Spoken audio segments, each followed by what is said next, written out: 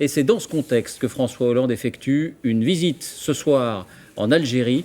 Il a rencontré il y a quelques minutes le président Abdelaziz Bouteflika et insisté sur le combat commun de Paris et d'Alger contre le terrorisme. Bonsoir Maryse Burgot, vous êtes sur place. Est-ce qu'on peut parler d'une coopération sans nuage entre les deux pays ?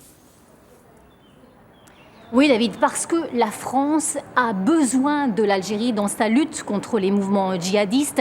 Ce pays est voisin de la Libye, du Niger, du Mali. Alors oui, François Hollande peaufine sa bonne relation avec ce partenaire pivot dans cette région tendue. Et bien sûr, il a rencontré Abdelaziz Bouteflika, le président algérien, physiquement très affaibli depuis l'AVC qu'il a subi en 2013. Il était d'ailleurs muni aujourd'hui d'un amplificateur de voix, un micro, parce que sinon on ne l'entend pas parler. Et vous savez, dans les rues à Alger, ici, les gens doutent beaucoup de la réelle capacité à gouverner de ce président. Mais dans le même temps, de nombreux diplomates nous disent qu'il a gardé toute sa lucidité. Merci Maryse. Et puis ce voyage a aussi une dimension économique. Qui le sait ? La France, premier partenaire historique de l'Algérie, vient de se faire doubler. C'est la Chine qui devient numéro 1 là-bas. Reportage Arnaud Boutet, Yann Moine. Le responsable du chantier la présente comme l'un des joyaux de la future mosquée d'Alger.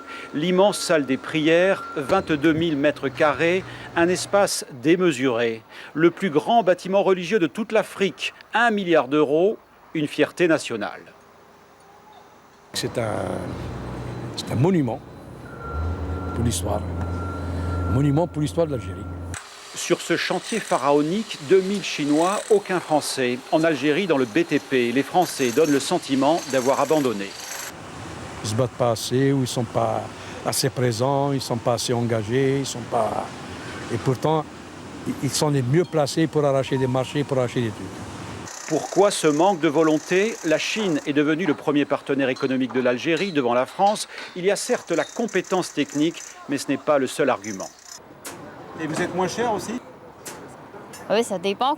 Comparé avec les Européens qui sont moins nombreux, bien sûr, on est moins cher. Par rapport aux Français ? Ils sont moins chers, c'est sûr. 25% moins cher en moyenne. En Algérie, les Chinois ont construit le ministère des Affaires étrangères, 75 000 mètres carrés, une autoroute et bientôt un opéra. La France demeure évidemment présente. Une usine Renault à Oran depuis l'an dernier, des tramways Alstom dans la capitale, des grands noms mais peu de petites entreprises comme celle de Philippe Nguyen. Ce Parisien réalise du conseil informatique et pour lui, les entrepreneurs français sont parfois trop pressés. Il faut déjà connaître l'Algérien, enfin les Algériens, il faut prendre le temps, il faut être patient. Et quelqu'un qui arrive et qui pense en arriver et faire un business de suite, c'est pas possible. Cette année, l'Algérie lance un immense plan quinquennal, 200 milliards d'euros pour développer tous les secteurs de son économie. Cela signifie des marchés nouveaux et une occasion unique pour les entreprises françaises.